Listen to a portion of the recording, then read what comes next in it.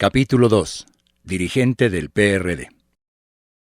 En 1996 pasé sin demasiados tropiezos de lo regional a lo nacional y asumí la presidencia del PRD. Fue todo un desafío porque tuve que empezar a moderar mi viveza tropical sin perder autenticidad. La política es, entre otras cosas, el arte de conciliar la razón con la pasión.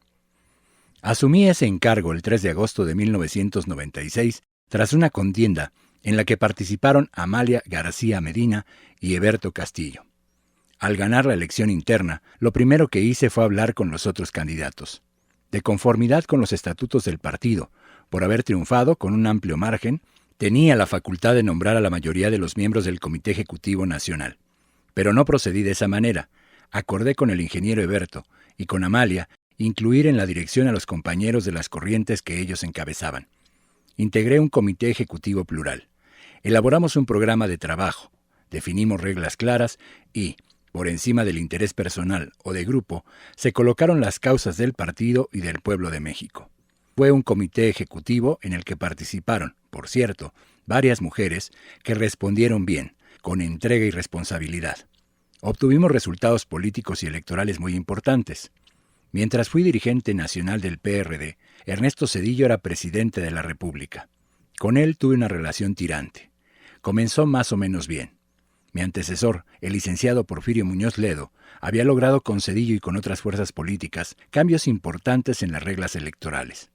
Esto fue posible en gran medida gracias al movimiento del Ejército Zapatista de Liberación Nacional, porque las concesiones en el terreno democrático pocas veces se dan por voluntad o gracia de los de arriba. Cuando se avanza es porque hay detrás un movimiento social o una circunstancia específica. El zapatismo contribuyó mucho para estos cambios durante el gobierno de Zedillo. Por ejemplo, cuando se creó el primer Consejo General del Instituto Federal Electoral, el titular del Poder Ejecutivo estuvo de acuerdo en que fuese plural, sin el predominio del PRI. Antes, este consejo dependía de la Secretaría de Gobernación y con Zedillo se hizo autónomo y los consejeros se nombraron a partir de un acuerdo entre los partidos. Ellos tenían el poder, pero aceptaron proponer solo 2 consejeros. El PAN, 2, nosotros, 3, y el Partido del Trabajo, 1. De origen, en el nuevo Consejo General del IFE, el PRI ya no tenía mayoría. Como dirigente del PRD, me tocó encabezar esta negociación. Nos trabamos por 2 asuntos. Primero, porque el PRI y el PAN estaban decididos a designar como consejero presidente a Jorge Alcocer. Ya lo habían negociado los priistas con Diego Fernández de Ceballos y con Felipe Calderón, entonces presidente nacional del PAN, a lo cual nos opusimos porque no le teníamos confianza. En 1988, Alcocer había estado con nosotros y en el 2000 con el PRI, en la campaña de Francisco Labastida. Ahora está enfermo y le deseo que sane y siga manteniendo su vasta inteligencia. Tras argumentar nuestra inconformidad, logramos que retiraran la candidatura de Alcocer y se propuso conjuntamente a un constitucionalista, don Héctor Fixamudio, pero él no aceptó. La tercera propuesta recayó en el entonces presidente del Colegio de México, Andrés Lira González, quien también declinó. Considero que esta postura habla bien de ellos, porque en el sistema político mexicano casi nadie dice que no cuando se trata de estos ofrecimientos. La cuarta opción fue José Woldenberg. Él sí aceptó y se logró el consenso.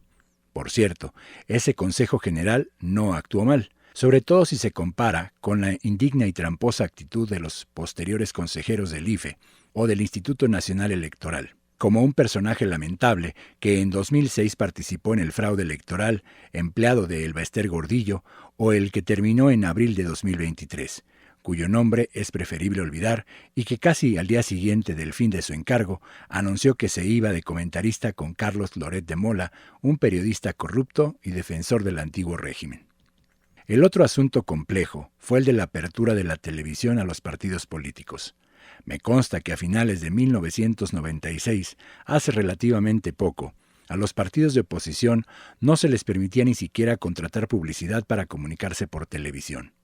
Al llegar a la presidencia del PRD, me propuse romper ese bloqueo. Con ese propósito se contrató a la publicista Teresa Struck, quien hizo los primeros mensajes de 30 segundos para las elecciones municipales del Estado de México, que se realizaron en noviembre de ese año. Sin embargo, las televisoras no quisieron transmitirlos ni aunque se pagaran, a pesar de que su contenido era realmente moderado. Por eso, cuando estábamos en la mesa de acuerdos de la Secretaría de Gobernación, amenacé con retirarnos si no se transmitían nuestros mensajes. Así fue como, luego de la intervención de Gobernación, comenzaron a vendernos tiempos para nuestras campañas. Esto explica en parte por qué Zedillo y el régimen permitieron la integración plural del Consejo General del IFE. De seguro calcularon que el Estado o los oligarcas contaban, como sucede hasta ahora, con varios instrumentos o mecanismos para inclinar la balanza durante los procesos electorales y seguir simulando que había democracia en México. El poder mediático es el más socorrido en los últimos tiempos. Los potentados ya no necesitan los golpes militares o la invasión de territorios, porque si logran controlar en su totalidad o en su gran mayoría los medios convencionales de comunicación, pueden contar con una fuerza muy poderosa que, manipulando y desinformando, puede acabar con gobiernos legales y legítimos o con opositores que se atreven a quitarles privilegios a las minorías en beneficio del pueblo. Bien decía uno de los mejores periodistas del mundo, Ryszard Kapuscinski, fallecido en la primera década de este siglo, que cuando se descubrió que la información era negocio, la verdad dejó de ser importante. También con Zedillo me tocó ver parte de la negociación sobre el financiamiento a los partidos políticos y desde entonces hemos expresado nuestro desacuerdo por el cuantioso gasto en campañas políticas. En la legislación electoral de agosto de 1997 se decidió entregar muchísimo dinero a los partidos. Rechazamos ese ordenamiento en particular, pero aún así se aprobó. En congruencia, nosotros decidimos utilizar solo lo indispensable para las tareas del partido. El excedente se destinó a otros propósitos. Una parte se ocupó para comprar libros de secundaria que fueron entregados a 700,000 alumnos de los municipios más pobres del país. Otra parte se utilizó para apoyar con becas a viudas y huérfanos de compañeros asesinados durante el salinismo. Una tercera parte se destinó para abrir oficinas en ciudades fronterizas y proteger a los trabajadores mexicanos que emigran a los Estados Unidos y son vejados o maltratados. Zedillo me había advertido que me vería cobrando el cheque, y como obviamente no le di ese gusto, se enojó tanto con nuestro proceder que su secretario de Educación, Miguel Limón Rojas, trató de prohibir que entregáramos los libros de secundaria en los municipios donde gobernábamos. Como no pudo, desde entonces el gobierno federal decidió incluir en la entrega gratuita de los libros de texto también a los alumnos y alumnas de secundaria. Hasta entonces, madres y padres de familia tenían que comprar estos libros, pero desde ese momento los empezó a otorgar el gobierno. Esto fue una de esas importantes y pequeñas cosas que hicimos en favor del pueblo sin estar en la presidencia. Otro punto del distanciamiento con Zedillo tuvo lugar cuando se echó para atrás en la aprobación de los acuerdos de San Andrés Larráinzar. En ese entonces, los miembros de la Comisión de Concordia y Pacificación, la COCOPA, habían empeñado su palabra con los zapatistas de cumplir esos acuerdos. El ingeniero Eberto Castillo, miembro de esa comisión en su calidad de senador, había trabajado con intensidad para la pacificación de Chiapas. Recuerdo que se molestó mucho porque Zedillo se retractó, pero también se echaron para atrás el representante del PAN, el senador Luis H. Álvarez y otros. El caso es que los acuerdos quedaron sin efecto. El gobierno usó el pretexto de que al firmar un documento de esa naturaleza se estarían sentando las bases para la fragmentación del país, es decir, su balcanización. Se dijo que otorgar la autonomía a las comunidades indígenas implicaba ceder los recursos naturales y el petróleo, cuando en los acuerdos se hablaba de respetar el dominio de la nación sobre la riqueza del subsuelo y otros bienes. El punto es que el gobierno federal incumplió los acuerdos de San Andrés Larráinzar en el sentido de garantizar la autonomía de los pueblos indígenas. Me parece pertinente definir mi posición respecto al subcomandante Marcos o capitán insurgente Marcos, como se hace llamar ahora. Siempre lo he considerado un hombre inteligente, aunque no comparto del todo su visión política. Por ejemplo, pienso que se equivocó en sus apreciaciones sobre el proceso electoral de 2006. Nunca he respondido a sus ataques y críticas, ni lo voy a hacer, pero ha hecho juicios sin sustento en relación con mi persona.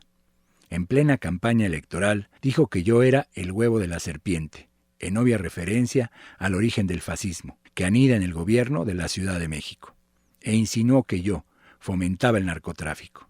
Esa y otras barbaridades nada tienen que ver con mi vida, pero sus declaraciones fueron ampliamente utilizadas y difundidas por nuestros adversarios. Por mi parte, no tengo nada de qué avergonzarme. Siempre he actuado de manera congruente y nunca voy a polemizar con él porque no lo considero mi adversario, mucho menos mi enemigo. Creo que es un luchador social que ha contribuido al movimiento por la democracia, tal vez sin proponérselo o sin que ese fuera el propósito principal, porque no parece estar muy de acuerdo con la vía electoral. Pronto abandonó la lucha en favor de los indígenas, los más pobres entre los pobres, como él mismo lo dijo, con toda la razón. En 3 ocasiones me reuní con el subcomandante Marcos. Antes de asumir la dirigencia nacional del PRD, acompañé al ingeniero Cárdenas, junto con doña Rosario Ibarra, a un encuentro con él en la comunidad de Guadalupe Tepeyac, Chiapas. Eran momentos de mucha tensión, porque estaba a punto de desatarse de nuevo el enfrentamiento entre el EZLN y el gobierno. El propósito era convencer a Marcos de una especie de tregua para evitar la represión. El ingeniero Cárdenas le llevó una carta notable, donde hacía toda una argumentación acerca de la importancia de la paz, del sufrimiento que produce la violencia y de lo imprescindible del zapatismo. No sé si se haya publicado, pero era una carta muy profunda y, sobre todo, muy oportuna. Marcos se convenció y días después planteó la tregua a través de un comunicado. Nos quedamos muy contentos porque se había logrado el propósito de detener una confrontación. Aunque tiempo después, Zedillo no supo valorar la importancia del diálogo y del acuerdo, y el 9 de febrero de 1995 ordenó la represión.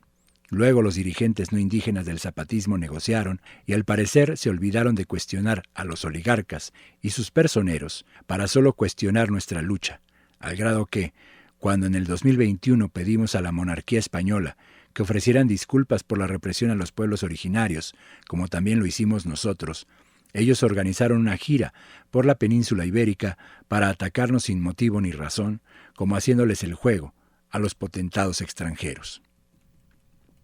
La ruptura política definitiva con Zedillo se dio a partir de que decidió convertir deudas privadas de unos cuantos en deuda pública mediante el Fondo Bancario de Protección al Ahorro, el FOBAPROA.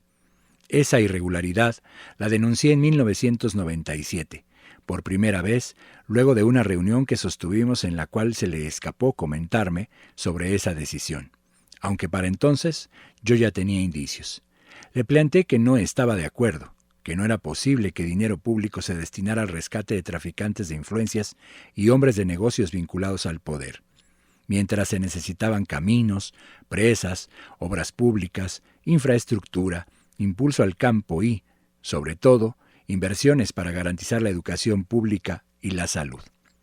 ¿Por qué vamos a rescatar a los banqueros? Y lo peor, ¿por qué vamos a solapar el saqueo y la corrupción? En esa ocasión le puse como ejemplo que, si un comerciante o cualquier persona fracasaba, tenía que ver cómo le hacía, porque el gobierno no iba a rescatarlo, y que si había que rescatar a alguien con el presupuesto público, que es dinero de todo el pueblo, se tenía que pensar primero en millones de mexicanos que padecían y padecen pobreza y marginación. Zedillo respondió que no compartía mi punto de vista, y desde ese tiempo rompimos. Comencé, entonces, a denunciar el que ha sido posiblemente el mayor robo que se ha cometido en México desde la época colonial. Además, Zedillo mintió al asegurar en su segundo informe de gobierno que el rescate financiero nos iba a costar 180,000 millones de pesos, cuando en realidad se trata de una deuda de alrededor de 3 billones de pesos, incluyendo el capital principal y los intereses ya pagados y por vencerse en el futuro. Es decir, más de 20 veces lo que informó el tan distinguido y alabado tecnócrata. Fue tan grande la discrepancia con Zedillo por este tema que nunca volvimos a encontrarnos. Cuando gané la jefatura de gobierno del Distrito Federal en julio de 2000, no se comunicó conmigo, solo felicitó a Vicente Fox por su triunfo en la elección presidencial. Después, él se fue a radicar al extranjero y no lo he vuelto a ver. Ahora pertenece al grupo de expresidentes de derecha contratados y utilizados, junto a Mario Vargas Llosa y otros intelectuales y políticos inmorales, para hablar mal de los gobiernos populares del mundo que no son del agrado de las oligarquías o de los poderes hegemónicos. El caso FOBAPROA mostró con claridad que la política económica aplicada desde la época de Salinas tenía como principal lineamiento privilegiar los intereses financieros sobre las demandas sociales, y aún sobre el interés público. Más allá del discurso neoliberal y del fundamentalismo tecnocrático, el hecho evidente es que esa política económica solo busca satisfacer la voracidad de las minorías, sin interés alguno por el destino del país, ni mucho menos por los reclamos de todo un pueblo que se ahogaba en la injusticia y la pobreza. En la práctica, el gobierno se convirtió, durante el periodo neoliberal, en un comité al servicio de un puñado de especuladores y traficantes de influencias. Solo así se explica que se haya considerado más importante el rescate bancario que el bienestar de la mayoría de los mexicanos. Todo comenzó cuando Salinas se propuso crear la nueva clase empresarial mexicana vinculada a sus intereses políticos. Durante su gobierno, entregó a particulares, empresas y bancos propiedad de la nación, en una escala nunca antes vista en la historia de México. Todo se llevó a cabo sin legalidad ni transparencia. Así surgió la nueva camada de banqueros salinistas. Solo 3 tenían experiencia bancaria. Los demás eran propietarios de casas de bolsa o no contaban con ningún mérito empresarial, y algunos incluso tenían una dudosa reputación y hasta antecedentes penales. Como era de esperarse, los bancos privatizados operaron sin ningún tipo de supervisión y control, lo que dio lugar a que los mismos accionistas se autoprestaran y otorgaran créditos por consigna o influyentismo. Al estallar la crisis de 1995, Ernesto Zedillo, en vez de transparentar el quebranto bancario, dimensionarlo, fincar responsabilidades y buscar el menor costo para las finanzas públicas, optó por la simulación, el engaño, la ilegalidad y hasta por el quebranto constitucional. Al inicio del sexenio de Zedillo, se creó la Unidad Coordinadora del Acuerdo Bancario Empresarial, a cargo de Eduardo Burs, expresidente del Consejo Coordinador Empresarial, encargado de recaudar las aportaciones económicas para Francisco Labastida como precandidato del PRI a la presidencia de la República y, posteriormente, gobernador del estado de Sonora. La OCABE, conocida como el Barzón de los ricos, sirvió de instrumento para reestructurar créditos a favor de grandes empresas con pérdidas millonarias para el erario. La justificación era que, al rescatar de la quiebra las empresas más importantes del país, éstas, como por arte de magia, jalarían a las demás. El razonamiento solo sirvió para encubrir el tráfico de influencias y permitir operaciones fraudulentas de todo tipo. Más tarde se utilizó al Fobaproa, un fideicomiso que sin facultades legales compró a los bancos cartera chatarra por miles de millones de pesos, a sabiendas de que los créditos no iban a ser recuperados porque tenían problemas de origen. Es decir, fueron otorgados sin garantías y sin el debido sustento documental. Para llevar a cabo todas estas operaciones, los funcionarios del Fobaproa, con el aval del gobierno federal, suscribieron por medio de la Secretaría de Hacienda pagarés a favor de los bancos. Esto constituyó una flagrante violación de la Constitución, pues el Poder Legislativo es el único que tiene la facultad para autorizar endeudamiento público, tanto en el ámbito interno como en el externo. Por si fuera poco, en el manejo del fideicomiso hubo un cúmulo de irregularidades y violaciones a la ley que hicieron aún más grande el quebranto financiero. Hubo influyentismo al más alto nivel. Se recibieron bienes en dación de pago, con avalúos inflados, y se vendieron activos a precios irrisorios. Hasta hace no mucho, el Instituto para la Protección del Ahorro Bancario, organismo que sustituyó al Fobaproa, remató casas o departamentos a razón de 3,000 pesos a los hijos de Marta Sagún, esposa de Vicente Fox. Uno de los tantos casos de corrupción e influyentismo fue el rescate carretero. Por ejemplo, se pagó una indemnización al Grupo Mexicano de Desarrollo de la familia Ballesteros en condiciones totalmente dañinas para las finanzas públicas.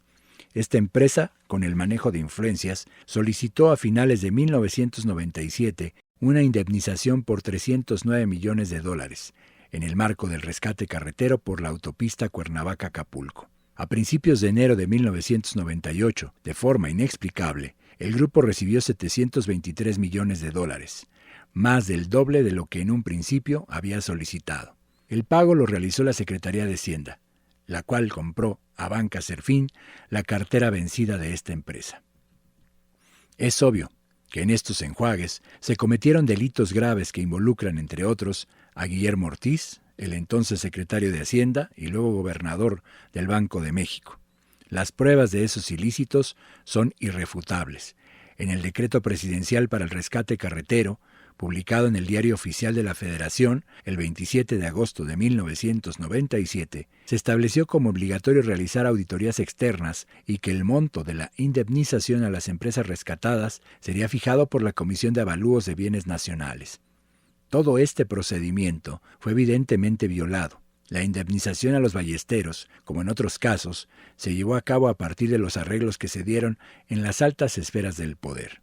A pesar de ello, nunca se castigó a ninguno de los altos funcionarios públicos que participaron en todos estos actos de corrupción.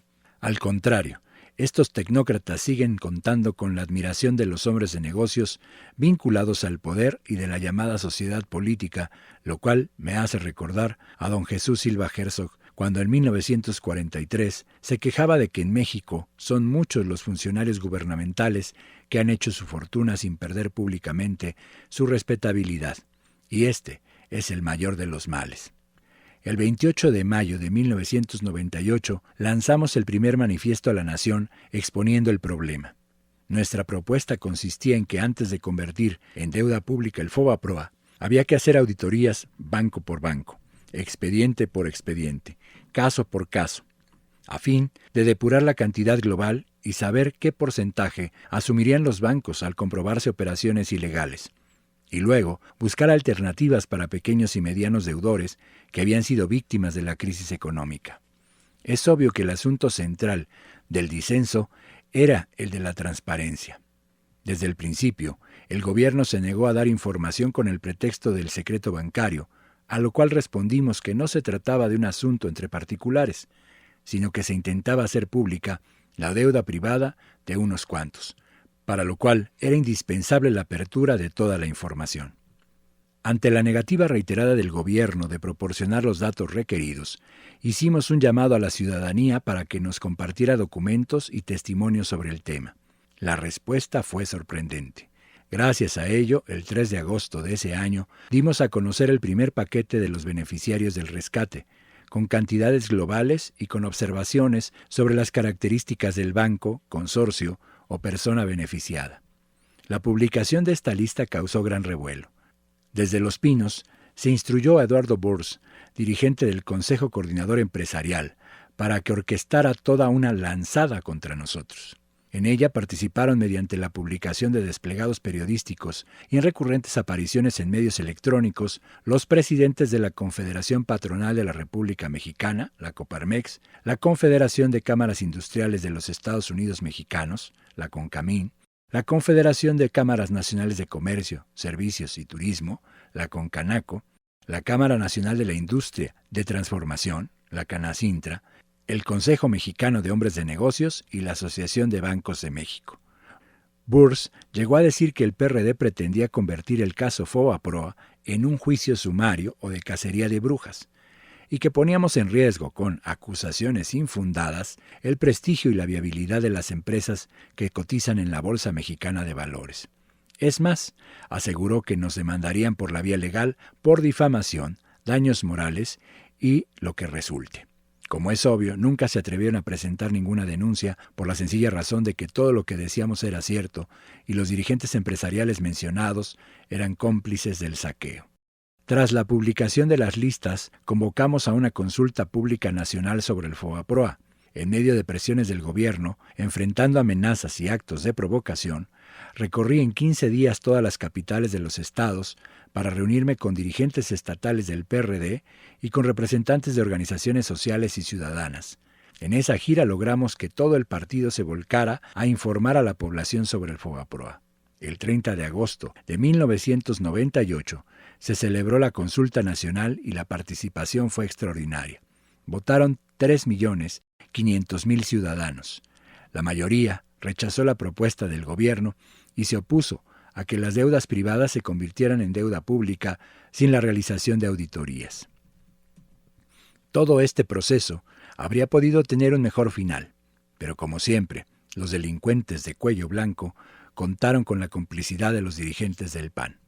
Así, cuando se dio a conocer la lista de los beneficiarios del FOBAPROA, Vicente Fox, el entonces gobernador de Guanajuato, puso el grito en el cielo al preguntar con su peculiar estilo: ¿Por qué el PRD desnuda, le baja los calzones a cientos de empresas y las exhibe ante el pueblo de México?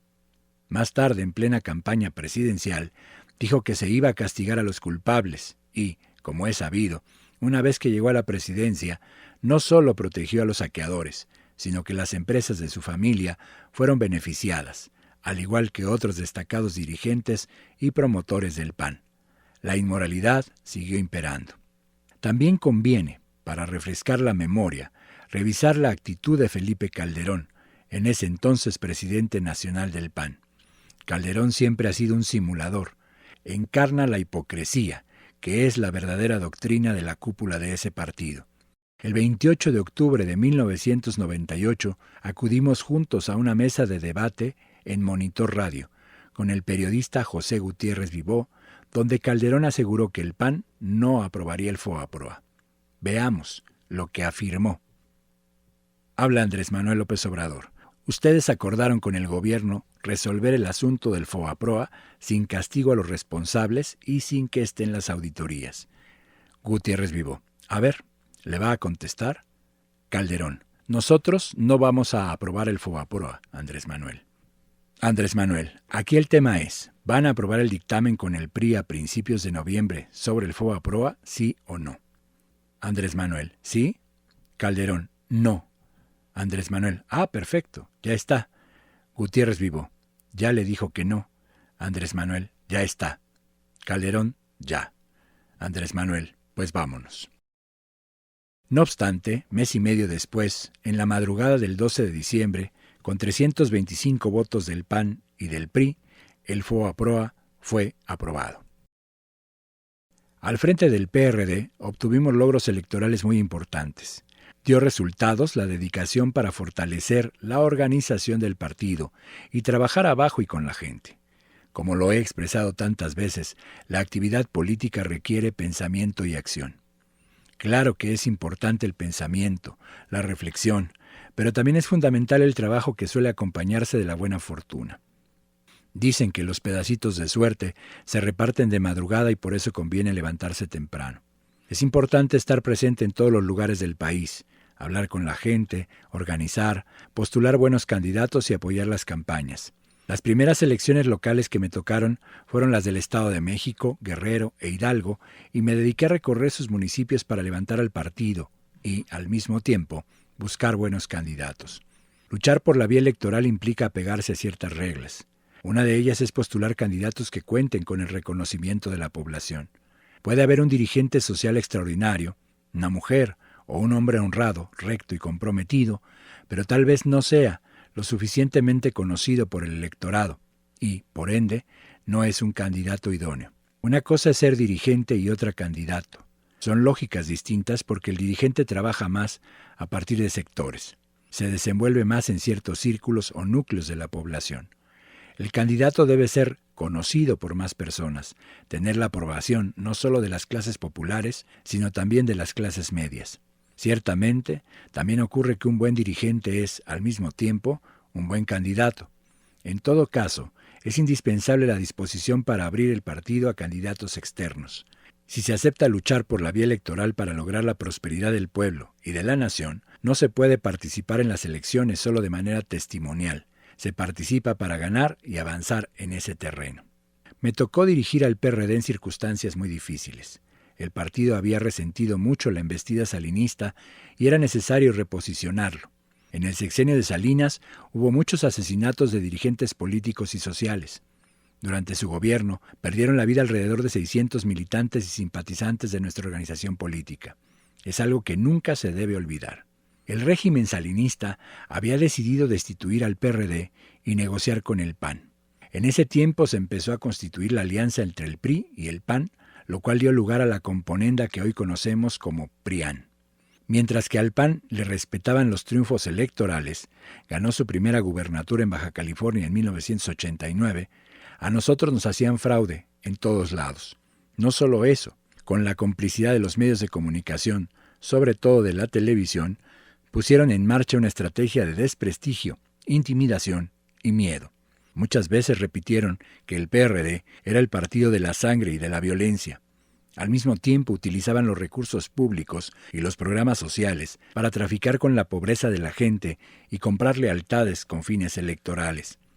Como resultado de estas acciones, después de que en 1988 la candidatura del ingeniero Cárdenas obtuvo a nivel nacional 30.8% de los votos, según las muy cuestionables cifras oficiales, en las elecciones de 1991 para renovar el Congreso bajaron a 9% nuestros sufragios. Es decir, nos barrieron, querían desaparecernos por completo, nos dieron trato de enemigos a destruir, no de adversarios a vencer. Ya desde los tiempos de Salinas existía la idea de consolidar el bipartidismo. Se apostaba a algo muy parecido al sistema político estadounidense, de 2 partidos, pensando desde luego en eliminarnos de la escena político-electoral. Nuestros adversarios querían la alternancia entre el PRI y el PAN, pero sin ningún cambio fundamental, porque la diferencia entre estos partidos es como la que puede haber entre la Coca-Cola y la Pepsi-Cola. Para entonces, el Partido Revolucionario Institucional había perdido todo el rastro del contenido social de su ideología original y coincidía con Acción Nacional en lo sustancial de la política económica, en tanto que el panismo empezaba a prescindir de sus posturas a favor de la formalidad democrática y aprendía a paso acelerado las malas artes de la adulteración de la voluntad popular.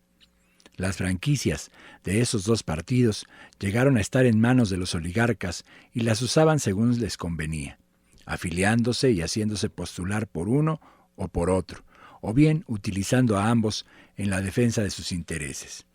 Últimamente, como ya se les acabó el truco de la supuesta alternancia, han decidido descararse y actúan sin tapujos, como un solo partido, el PRIAN y asociados, lo que he denominado el bloque conservador.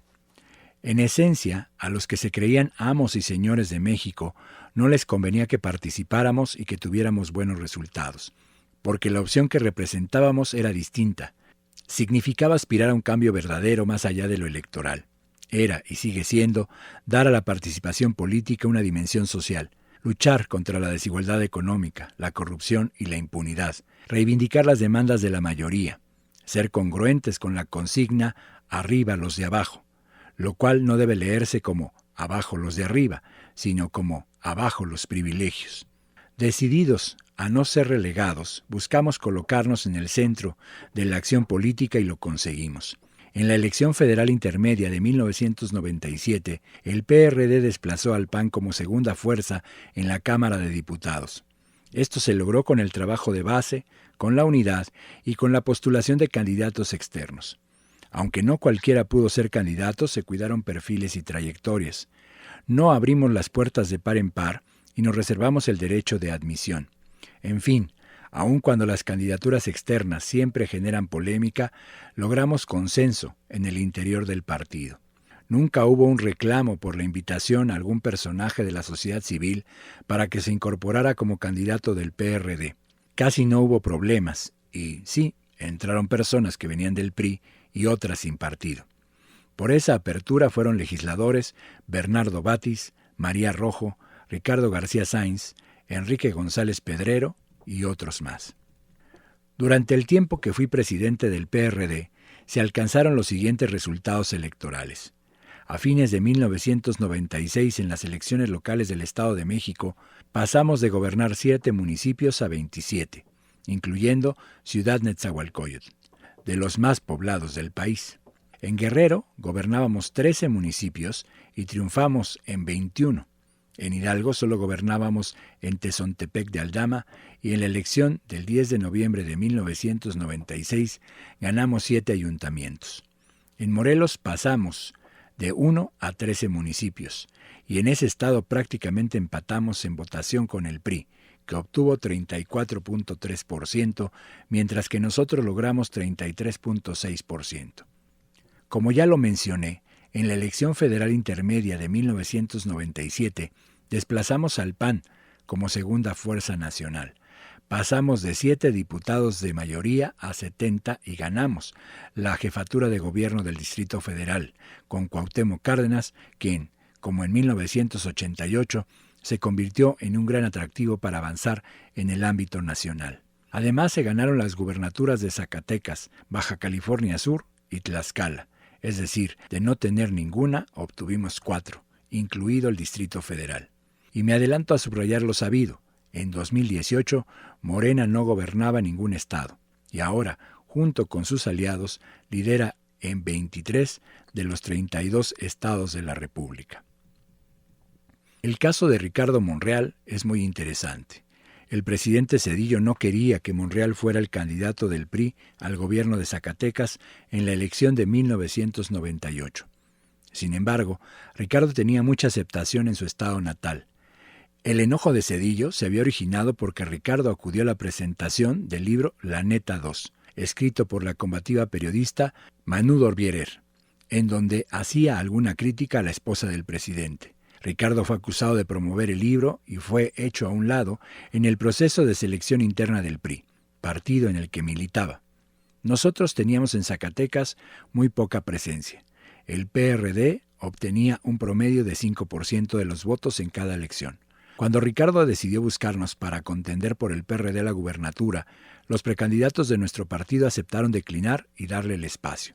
En ese entonces recibí un expediente en contra de Monreal enviado por la Presidencia de la República. Quien me lo entregó me advirtió que tuviera cuidado, porque Ricardo tenía supuestos vínculos con el narcotráfico. Al revisar el expediente me di cuenta de que no había nada grave.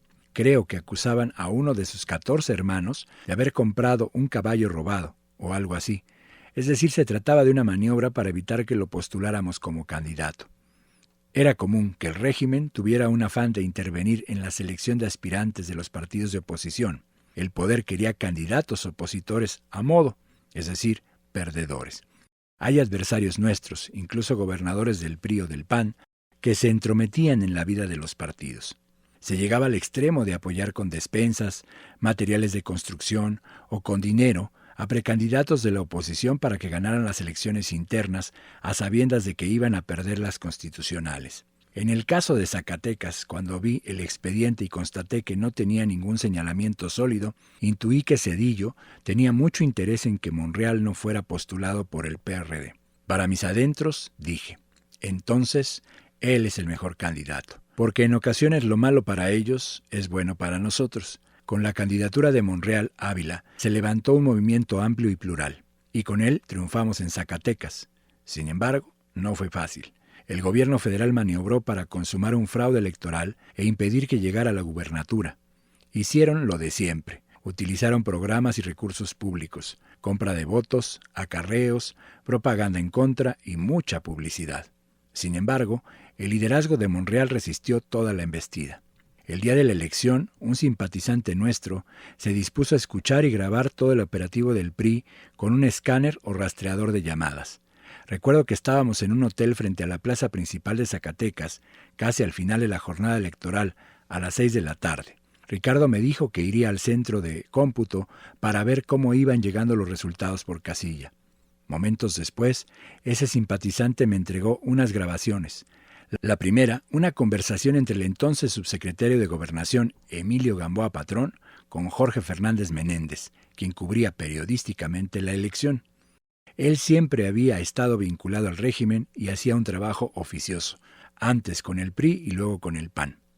La segunda grabación era de otra llamada desde la Secretaría de Gobernación, dando instrucciones al gobernador para alterar los resultados electorales.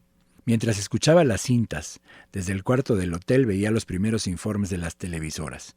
Televisa, por ejemplo, hablaba de una elección cerrada, de un empate en las encuestas de salida. Al mismo tiempo, Monreal regresaba y me expresaba preocupado, agarrándose la cabeza. Han tirado el sistema de cómputo. Le puse las grabaciones. ¿Qué hacemos?, me preguntó. Desde el cuarto del hotel hablé a Los Pinos y me contestó Líbano Sáenz, el secretario particular de Zedillo. Palabras más, palabras menos, le dije lo siguiente. Comunícale al presidente que tengo una grabación que demuestra que están echando a andar un operativo para robarnos la elección. Dile que le exijo que garantice la democracia en Zacatecas. Si no hay una respuesta en 2 horas, llamo a una rueda de prensa y doy a conocer las grabaciones. Le ofrecí detalles para que comprobara la veracidad de mi acusación. Le comenté pormenores de las llamadas. Es más, le sugerí que preguntara a Gamboa Patrón si había hablado con el gobernador y con Jorge Fernández. Me respondió que iba a consultar y colgué. 1 hora después recibí la llamada de Líbano Sáenz. Me pedía que tuviera confianza, que se iba a hacer valer el voto. Sí, respondí, pero eso no basta. Quiero que me aseguren que van a respetar el resultado. Nosotros ganamos la elección y no queremos fraude. Del otro lado de la línea, Liévano repetía, ten confianza. Supongo que no quería ser muy explícito por teléfono porque pensaba que también a él lo estarían grabando. Yo insistía en que se definiera con mucha claridad la situación, pues de lo contrario, daría a conocer las cintas y, además, como presidente del PRD, me quedaría en Zacatecas el tiempo que fuera necesario para defender el triunfo. En un arranque de sinceridad ante mi insistencia, Liévano Sáenz se vio obligado a exclamar, «Ve la televisión, carajo». Colgué y poco tiempo después, la televisión reportaba algo así como, en el último corte informativo, el candidato del PRD a la gubernatura de Zacatecas, Ricardo Monreal, se encuentra en primer lugar por 5 puntos y, al parecer, se trata de un triunfo irreversible. Volté a ver a Ricardo, quien volvió a reírse con ganas, como acostumbra. Con este ejemplo podemos ver qué tan importante es la postulación de candidatos externos. Cuanta mayor apertura, mejor. Cuando se lucha por hacer valer la democracia no es aceptable el maniqueísmo. Los políticos no se dividen entre buenos y malos, se distinguen sobre todo por su forma de actuar en determinadas circunstancias. Los fundadores del PRD no éramos los únicos con derecho a participar. Repetía y repetía, el PRD no es nadie, no tiene dueño, es de todos. Es un instrumento de la lucha al servicio de la sociedad. Entonces, no se trata de buenos o malos o de quién llegó primero. Esto tiene que ver con la congruencia. Puede tratarse de una persona que viene del PRI, pero al momento de tomar postura y empezar a actuar en el movimiento popular, en el movimiento de izquierda, tiene una actitud distinta. No se puede cuestionar o juzgar a priori, a rajatabla. Hay que cuidar los principios, pero debe concederse el beneficio de la duda. En política hay que correr riesgos para avanzar. Es indispensable equilibrar principios con eficacia. Con más razón ahora, cuando existe una derecha neofascista y voraz, se requiere la unidad de todos los que nos situamos en el abanico de fuerzas progresistas. No estamos para ponernos muy exigentes, para exquisiteces, para decir, este compañero sí, este no, este tiene una manchita, este otro no es puro. Así no se puede. La política la hacen hombres y mujeres, no se hace con santos. Por eso, hay que tener una visión amplia y abierta para preservar lo fundamental y no fijarse nada más en lo accesorio. Por otro lado, aunque se trata de un asunto muy difícil, se debe tomar en cuenta que las discrepancias se darán en cualquier movimiento popular. El problema de la estrategia política suele presentarse con todo rigor. Es motivo de desacuerdos y hasta puede provocar desprendimientos en cualquier movimiento político de transformación. Así ha ocurrido en el proceso histórico mexicano. A este problema se enfrentaron los liberales en el siglo XIX, divididos entre puros y moderados. Los hombres de la Reforma, aunque estaban de acuerdo en los principios y el programa, diferían en la estrategia. Los puros estaban por el camino rápido y los moderados por el gradualismo. Los puros querían calar profundo y con celeridad en las reformas y la línea de los moderados era la conciliación. La política, decía Comonfort, debe huir de las exageraciones. En política, contestaba Ocampo, los temperamentos medios participan en todos los inconvenientes de los extremos sin ninguna de sus ventajas.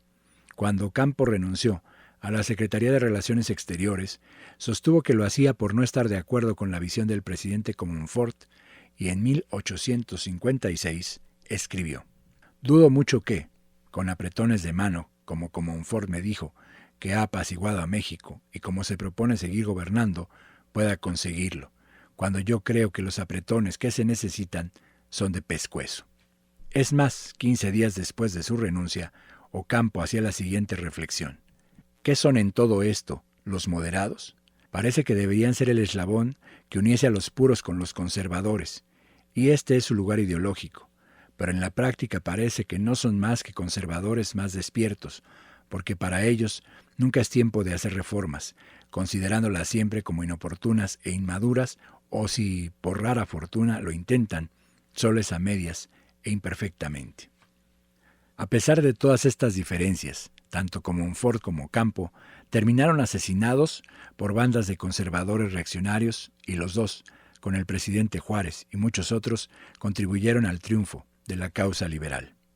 El problema de la estrategia también lo enfrentaron en distintos momentos los hombres de la Revolución.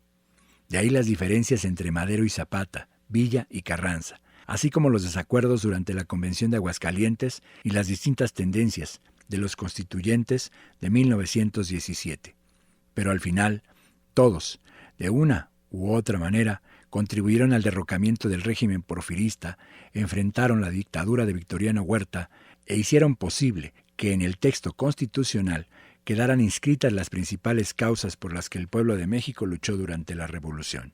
En la actualidad debemos dejar de lado el maniqueísmo. Debemos actuar con más apertura y saber distinguir quiénes son los aliados y quiénes son realmente nuestros adversarios, porque a veces nos confundimos. La izquierda tiene mucho de eso. Se ensimisma y se pelea desde dentro como si esa fuera su misión principal. Por otra parte, hay quienes exageran a la hora de juzgar. Una apreciación común entre la gente era considerar que en nuestro partido de entonces había enfrentamientos permanentes entre grupos y corrientes, que los del PRD eran de lo peor. Aunque no fuera así, había desde luego diferencias y, obviamente, una lucha por posiciones políticas. Sin embargo, en el PRD había gente muy responsable en los cargos directivos y ni hablar de los militantes, quienes en numerosos casos actuaban de manera heroica. El comportamiento de dirigentes y políticos debe explicarse a partir de circunstancias. Hay gente que se conduce con integridad durante mucho tiempo y al final de su vida claudica. Se cansa de pensar y de ser como era. O al revés, hay gente que ha tenido una conducta muy cuestionada y decide actuar de manera consecuente en un buen tramo de su vida. Y esto no solo ocurre en México, sino en todo el mundo. Está el caso de Óscar Arnulfo Romero, arzobispo de El Salvador. En un principio fue muy conservador, pero la realidad lo transformó. Se convirtió en un sincero protector de la dignidad de los seres humanos, sobre todo de los más desposeídos, y se dedicó a denunciar la violencia, a enfrentar cara a cara a los representantes del régimen autoritario. Por ello, el 24 de marzo de 1980 fue asesinado de la manera más cobarde en plena misa. Ahora es un santo.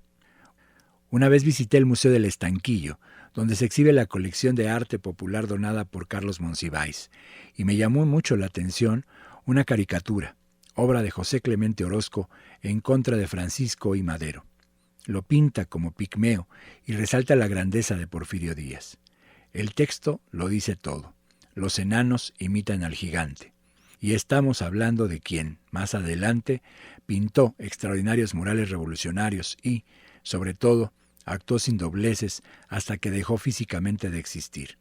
Insisto, la vida de un luchador social o de un dirigente político no es algo dado, fijo, preestablecido. No es un destino manifiesto, es una prueba permanente, y lo extraordinario es luchar y ser consecuente toda la vida. Todo lo alcanzado por el PRD de 1996 a 1998 se consiguió manteniendo en alto nuestros principios. El PRD creció electoralmente no por arreglos cupulares ni por concertaciones, sino luchando junto al pueblo de México y por sus aspiraciones libertarias. Durante este periodo no cedimos al tintineo de la política tradicional. Avanzamos porque ante el poder autoritario ejercimos el contrapoder que nos dio la autoridad moral. Por ejemplo, en el Congreso de la Unión no teníamos el poder cuantitativo de los votos, que por ese entonces dependía de los consensos y coaliciones parlamentarias. Pero la autoridad moral siempre da un importante poder cualitativo, el poder del veto, el poder de oponernos, y en la última instancia de hacernos a un lado en la medida en que nuestros argumentos no sean considerados para la toma de decisiones que atañen al pueblo y a la nación. En ese entonces así lo entendieron nuestros legisladores y nuestros coordinadores parlamentarios. Por eso siempre sostuve que, en vez de convertirme en una izquierda legitimadora y continuar haciendo política con el viejo molde, debíamos ejercer ese poder cualitativo que da la autoridad moral. Nada de entrar al juego de la política tradicional, en la que cuentan los intereses de todos, menos los del pueblo. Se trataba de crear una nueva política cuya moral nos diera la fortaleza suficiente para resistir y no sucumbir a las siempre presentes tentaciones de poder o dinero. Como presidente nacional del PRD, pude comprobar también que se puede y que es indispensable hacer política con el pueblo, no solo con los de arriba. La política es asunto de todos. La nueva forma de hacer política exige más vinculación con la gente que con los integrantes de la llamada sociedad política. No es necesario estar todo el tiempo hablando con políticos. Incluso, mientras menos se hable con ellos, mejor. Algunos solo nos buscan para utilizarnos, adversarios que solo quieren la foto. Y por cierto, a mucha gente no le gusta ese regodeo entre políticos. Otra trampa es la supuesta amistad que profesan los adversarios. Una característica muy marcada en los políticos de derecha es, precisamente, ese estilo hipocritón, falso, hablan quedito y son muy amables, pero al mismo tiempo pueden estar conspirando en contra de uno. Es una manera de ser de la derecha. Algunos fingen ser amigos o tratan de engañar con su amabilidad. Siempre el buen trato y la manera pomposa de hablar. ¿Cómo estás? ¿Qué dice la familia? O los títulos. Señor gobernador. ¿Qué tal, señor diputado? ¿Cómo ha estado? Senador, qué gusto verlo. Este tipo de reverencias. No digo que no se pueda hablar con nadie. La política implica negociación y diálogo, pero es distinta a la politiquería, basada en lo superficial y en el manejo corriente de los asuntos importantes. Además, no debe olvidarse que en política muchas veces los amigos son de mentira y los enemigos de verdad. Hay casos de políticos de izquierda que cuando se convierten en legisladores empiezan a ser distintos, porque no resisten el halago y la lisonja de los poderosos. Antes, en las cámaras, se percibía un ambiente peculiar. Los diputados o senadores desayunaban y comían juntos y llegaban a relacionarse tanto que nunca defendían causas populares o cuando subían a la tribuna se comedían porque la amistad estaba de por medio. También algunos ocupaban todo el tiempo en las relaciones políticas o en viajes internacionales y se olvidaban de la gente y nunca regresaban a las colonias, a las comunidades y a los pueblos de sus distritos o estados.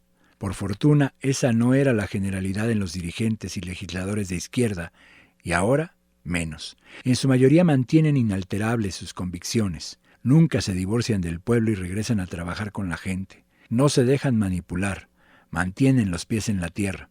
Pero siempre está la tentación, el riesgo de caer en lo superfluo, en lo banal. Por eso es necesario reafirmar constantemente los principios y los ideales. Como dirigente nacional del PRD, me quedaron algunos pendientes. Por ejemplo, hizo falta fortalecer más la organización interna. Se avanzó, pero no lo suficiente. La lucha por el poder la hace el pueblo organizado. De ahí que se requiera consolidar la estructura territorial y sectorial de los partidos progresistas. Este tipo de organización requiere tiempo, paciencia y perseverancia, hasta lograr el objetivo superior de transformar la vida pública del país. No podemos enfrentar a una derecha autoritaria con actos espontáneos. Recuerdo una conversación que tuve en 1989 con don Sergio Méndez Arceo, el obispo de Cuernavaca. Él era, como es sabido, un sacerdote de avanzada, progresista. En esa ocasión cenamos y en la plática salió el tema de la organización. Yo insistí mucho en ello. Mira, me dijo, una vez un hombre pobre llegó a pedir ayuda a la Virgen, rogándole que lo apoyara porque sus hijos no tenían para comer, no tenían ropa ni zapatos, y su familia estaba en una situación económica muy difícil. A lo cual la Virgen le respondió, organízate, esto es fundamental, aunque suele olvidarse, sobre todo ahora que está de moda suplir este importante trabajo con la propaganda en los medios de comunicación o con mensajes en las redes sociales. Como dirigente nacional del PRD, también me faltó imprimirle al partido más principios e ideales. En el tiempo que estuve se creó una escuela de formación de cuadros políticos, pero no fue suficiente. Como ya lo expresé, si no fortalecemos los principios, el pragmatismo se propaga y puede llegar a predominar. Poner por delante los ideales es lo único que puede detener la politiquería, el nepotismo, el amiguismo, el clientelismo y la corrupción. Todas esas lacras de la política tradicional. En la presidencia del PRD cometí varios errores. Uno de ellos fue que, al final de mi gestión, cuando decidí retirarme, me propuse no involucrarme en el proceso electoral interno para elegir al nuevo presidente. Quise mantenerme al margen y se dio una elección muy complicada para el relevo de la presidencia. Participaron Jesús Ortega y Amalia García y hubo confrontación y crítica por el manejo irregular del proceso. Se anularon las elecciones para que entrara un presidente interino, Pablo Gómez Álvarez. Pero fue todo un escándalo. Eso perjudicó al partido y me sentí culpable o responsable. Lo cierto es que caí en la indefinición y en política la indefinición es funesta. Pensé que me podían acusar de querer inclinar las cosas a favor de un grupo o de un candidato y equivocadamente decidí no participar para poner orden y buscar un buen desenvolvimiento del proceso interno. La lección es que en estos asuntos hay que definirse. No convienen las medias tintas. Al final de cuentas la política consiste en escoger entre inconvenientes. Pero aclaro que una cosa es participar proponiendo reglas claras e igualdad de condiciones para una elección interna y otra muy distinta, inclinar la balanza a favor de alguien. Afortunadamente ahora, en Morena, existe la posibilidad de elegir candidatos mediante encuestas, y este método estatutario, legal y democrático ha demostrado ser eficaz y reducir al mínimo el riesgo de ruptura.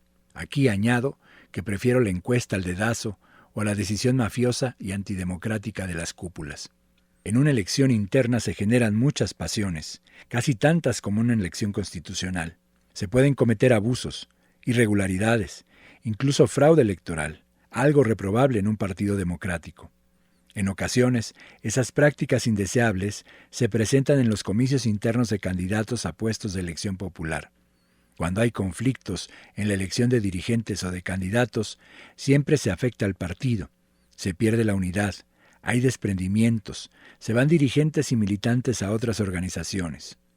Ya hablé, por ejemplo, del primer éxodo por la democracia en Tabasco. En aquella elección de 1991, caminamos para defender el triunfo de un candidato, el doctor Carlos Alberto Wilson. Años después, él mismo volvió a competir para ser candidato a la presidencia del PRD en Cárdenas. Perdió, se inconformó, denunció un fraude, se salió del partido y se convirtió en abanderado del PAN, algo muy lamentable. No responsabilizo a nadie, solo describo hechos. Al final ganó el PRD en Cárdenas, pero de no haberse producido ese conflicto, nuestro partido habría ganado con mayor ventaja. Las divisiones perjudican mucho. Estos problemas se remedian inculcando principios en el partido. Debemos insistir en que lo nuestro no es la lucha del poder por el poder, sino que deben prevalecer las convicciones, la mística. El poder solo tiene sentido y se convierte en virtud cuando se pone al servicio de los demás. No es solo la lucha por cargos públicos lo que debe movernos. Lo principal es la lucha por los ideales y por las causas que defendemos. En todos los dirigentes de izquierda debe haber humildad. El poder es humildad. No debe prevalecer una visión personalista o individualista y pensar que uno tiene que ser el candidato cueste lo que cueste. Hay casos en los partidos de izquierda en los cuales los dirigentes actúan de manera consecuente, pero en otras ocasiones se cierran por completo. No aceptan nada. Quieren ser ellos. Nada más acomode lugar. Entonces, la lucha se vuelve una arena de ambiciones sin principios políticos o morales. Por fortuna, no es la regla sino la excepción. Y este tipo de casos puede atemperarse imprimiendo muchos principios a nuestro quehacer político. Ahora, una de las mejores cosas que ha hecho Morena, y son muchas las que ha hecho bien, ha sido destinar talento y convicciones para su excepcional escuela de formación de cuadros. Enhorabuena.